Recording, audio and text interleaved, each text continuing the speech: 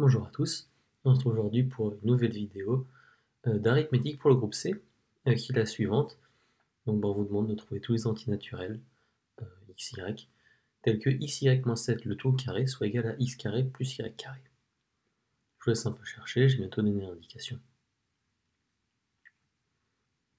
Ok, mon indication c'est la suivante. On va faire apparaître une différence de 2 carrés. Ensuite, je pense que ça va être relativement simple de faire apparaître une différence de 2 carrés ici. L'idée, c'est de trouver la bonne, parce qu'a priori, juste de passer x carré de l'autre côté, ça n'a pas l'air de donner grand chose. Donc il y en a une meilleure, il faut la trouver. Je vais bientôt donner une correction maintenant.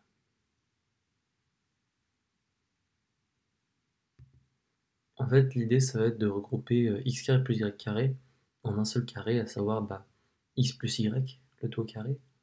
On aurait pu faire d'ailleurs avec x moins y, ça aurait aussi marché. Mais bref, on va faire ça avec x plus y. Donc on rajoute 2xy des deux côtés pour obtenir x carré y carré moins 14xy plus 49, donc ça c'est le xy moins 7 au carré, plus 2xy est égal à x plus y au carré. Et maintenant on fait apparaître la forme canonique d'un polynôme de degré 2 en xy.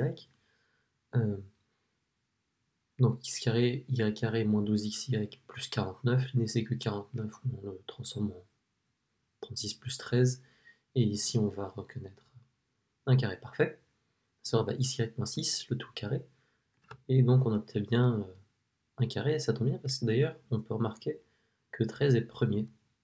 Donc quand on réécrit notre équation sous cette forme-là, on a moins 13, et donc vu que ici on a un produit de deux termes qui est égal à moins 13, on n'a pas beaucoup de possibilités.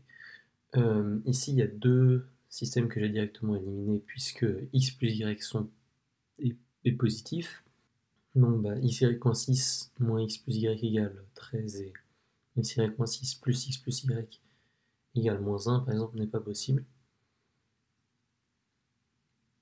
Et donc en résolvant ces systèmes-là, en sommant les deux lignes ici, en faisant la différence par exemple, on obtient d'un côté x plus y égale 7, xy égale 12, et de l'autre côté x plus y égale 7, xy égale 0.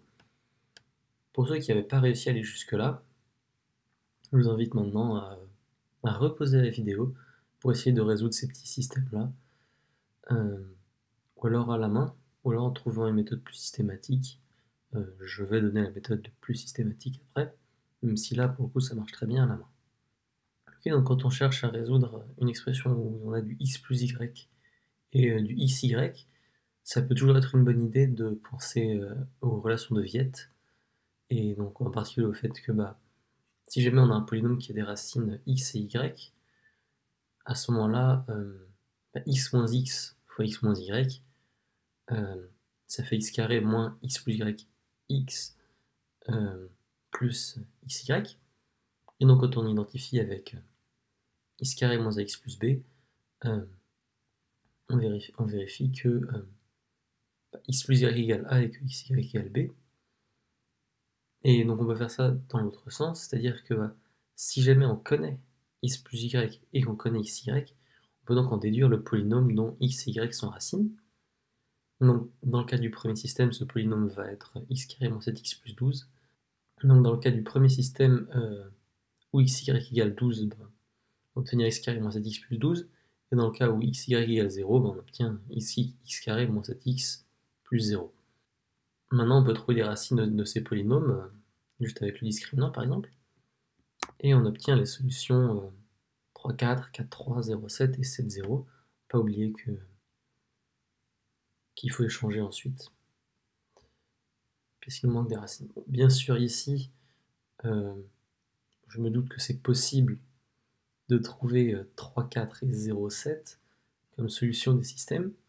N'empêche que c'est toujours bien d'avoir une méthode générale qui marche quand les solutions ne seront pas forcément aussi évidentes.